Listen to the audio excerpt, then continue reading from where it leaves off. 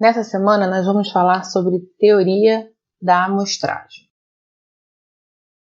Então, o que é a teoria da amostragem? A teoria da amostragem é o estudo das relações existentes entre uma população e as amostras dela extraídas, né? Então, eu tenho a população, que é o meu conjunto maior, é o meu conjunto que tem todas as características que eu quero estudar, e os dados que eu obtenho direto da população, né, a média, o desvio, com os dados da população, ou seja, calculando em cima de todo mundo, vão ser chamados de parâmetros. Só que às vezes essa população é muito grande e eu não vou conseguir calcular ou obter todos os dados. Então eu vou fazer uma amostragem e vou obter uma amostra, tá?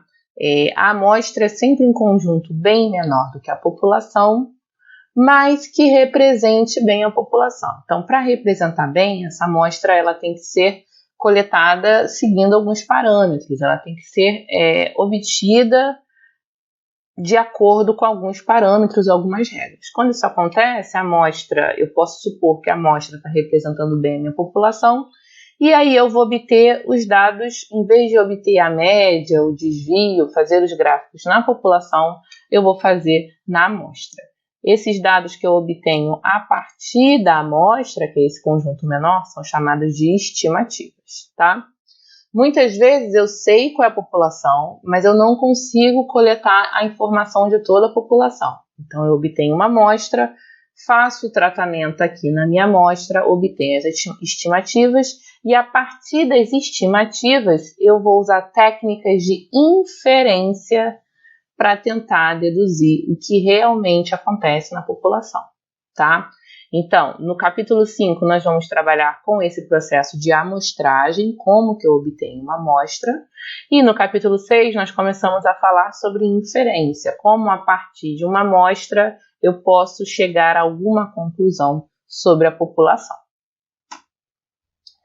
Então, tem algumas medidas, né, que eu posso obter tanto na população quanto na amostra. Se eu obtenho na população, essas medidas são chamadas de parâmetros. Por quê? Porque elas vão ser os dados reais, tá, para aquele problema. Então, vai ser o tamanho real da população, vai ser o total real da população, vai ser a média real da população. Então, a média real da população a gente chama de μ. Vai ser a variância real, vai ser o desvio padrão real, vai ser a proporção real, tá? Mas se eu obter essas mesmas medidas na amostra, esses dados vão ser chamados de estatísticas. Por quê? Porque eles não são o dado real para aquela população, mas eles são dados que eu suponho que sejam bem próximos do real.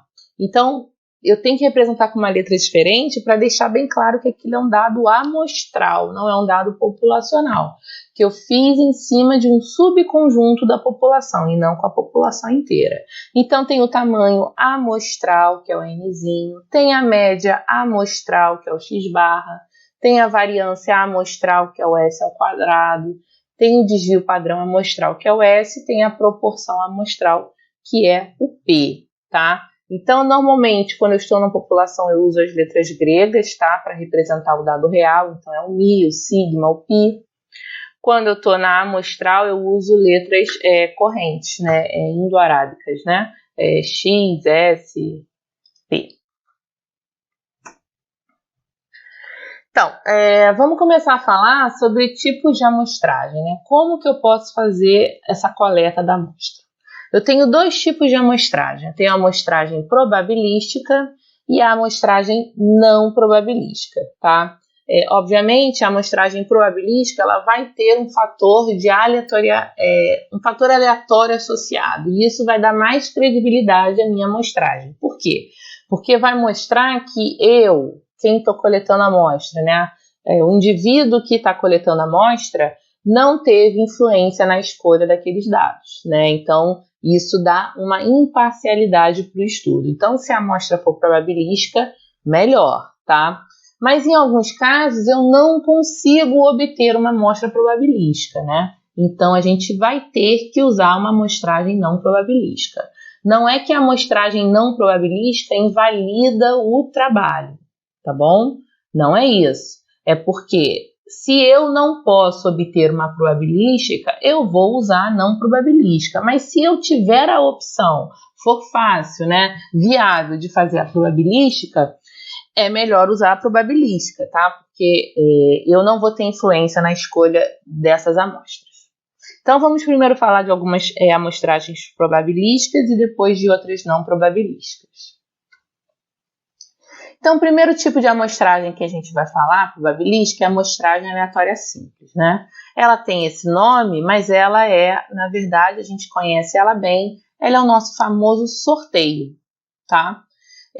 Só que esse sorteio, ele tem que ser um sorteio sucessivo, tá? E o mais importante é que esse sorteio, essa população a ser sorteada, seja enumerada, tá? Eu tenho que ter uma numeração para essa população. Então, eu vou numerar essa minha população e vou fazer sorteios até completar o tamanho da amostra que eu quero, tá? Sorteios sucessivos, normalmente sem reposição, tá? Por que ela tem que ser enumerada? Isso é importante, porque quando a gente numera, se a gente faz com reposição, pode ser tanto sorteio com reposição ou sem reposição, tá?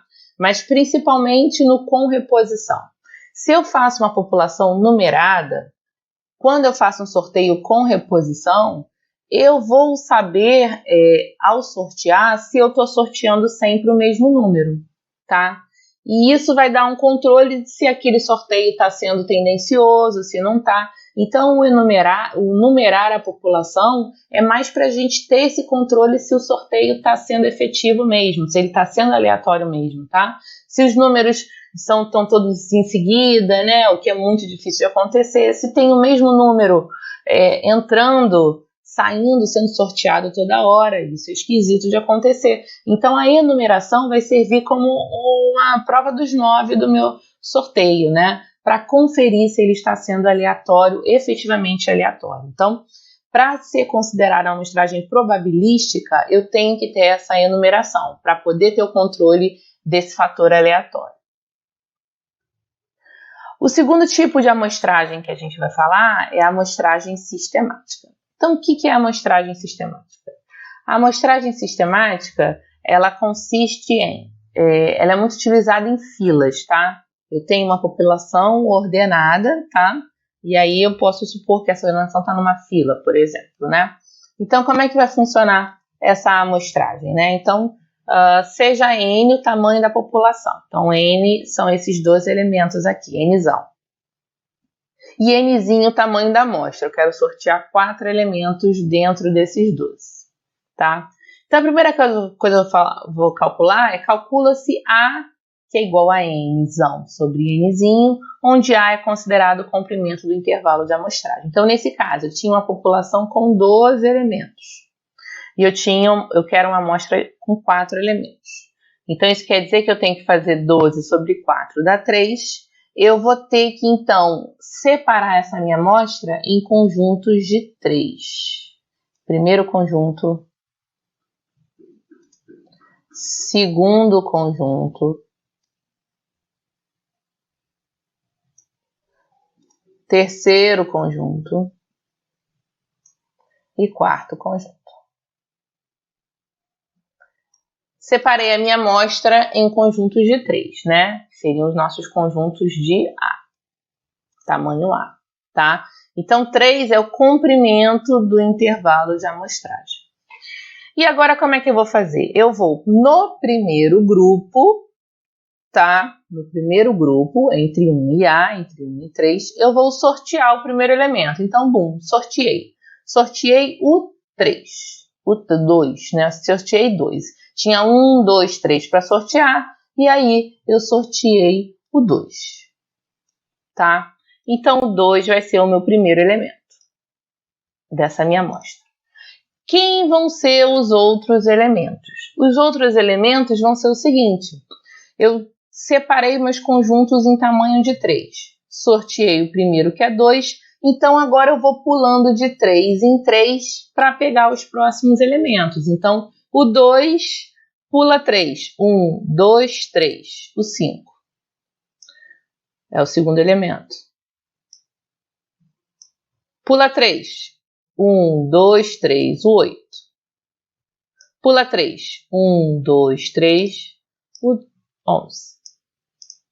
E com isso eu vou ter a minha amostra, tá? Vai ser o segundo elemento, o quinto, o oitavo e o 11º. Então, vou pegar a minha população, vou pegar a amostra que eu quero. Quando eu faço o tamanho da população sobre o tamanho da amostra, vou definir o tamanho dos meus conjuntos. Conjuntos de tamanho 3, tá? No primeiro conjunto, faço um sorteio. E aí está o fator aleatório. Esse sorteio é importante, tá? O fator aleatório dessa amostragem está em quem vai ser o primeiro. Eu não tenho controle de quem vai ser o primeiro. Isso vai ser um sorteio, tá? Então, esse passo é importante. Esse passo de sorteio aqui é importante. Nesse caso, eu sorteei o segundo. Então, o segundo é meu primeiro elemento e a partir daí eu vou pulando de 3 em 3 para pegar os outros elementos da minha amostra, tá? Então, ela é uma amostragem sistemática porque essa amostra vai andar, vai estar bem espaçada. Nesse nosso caso aqui, está indo de 3 em 3. Mas ela é aleatória também porque para escolher quem ia ser o primeiro dessa sequência sistemática, foi um sorteio. O primeiro elemento a ser sorteado foi um sorteio. E, consequentemente, como o primeiro elemento foi um sorteio, e ele é aleatório, todos os outros são aleatórios junto com o primeiro elemento. Então, essa é a amostragem sistemática. E o último tipo de amostragem aleatória probabilística que a gente vai estudar é a amostragem estratificada, também conhecida como amostragem por cotas, tá? Então, ela, na verdade, é mais uma técnica para ser usada antes do sorteio, tá? Ela é uma técnica que é usada quando a população é heterogênea e pode-se identificar subpopulações bem claras, bem homogêneas, que a gente chama de estratos. Então, como se fosse, por exemplo, um exemplo que eu posso dar é uma pesquisa eleitoral, né? Eu consigo ver claramente no Brasil regiões grupos bem específicos, né, que se comportam de maneiras diferentes, né? O Centro-Oeste, posso dividir o meu Brasil em regiões administrativas: Centro-Oeste, Sudeste, Sul, Norte, Nordeste. E aí, quando eu for fazer uma pesquisa eleitoral, coletar uma amostra para fazer uma pesquisa de intenção de voto, eu vou seguir a regra desse meu extrato. 60% da população brasileira está na região Sudeste. Então, 60% da minha amostra tem que vir da região Sudeste, tá? 8% da população brasileira está na região Norte. Então, da minha amostra, 8% só tem que vir da região Norte, tá?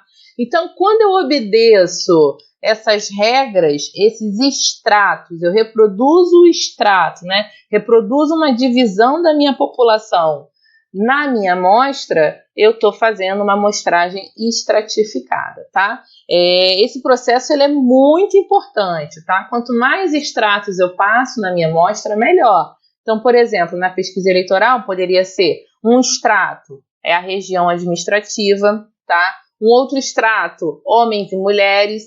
Eu tenho 50% homens, 50% mulheres. Então, em todos esses meus pedacinhos de amostra, obrigatoriamente, eu tenho que ter 50% dos entrevistados homens, 50% dos entrevistados mulheres. Então, quanto mais extratos a gente passar, melhor vai ser para o nosso estudo, tá? Mais coerente, mais representativa essa amostra vai estar sendo da população. Então, é muito importante utilizar os extratos antes de fazer a amostragem, para que essa amostra fique mais parecida, mais representativa da minha população. Então, um exemplo aqui, né? Eu peguei uma indústria que tem 50 mil operários e quero selecionar uma amostra de 5% dos operários, tá?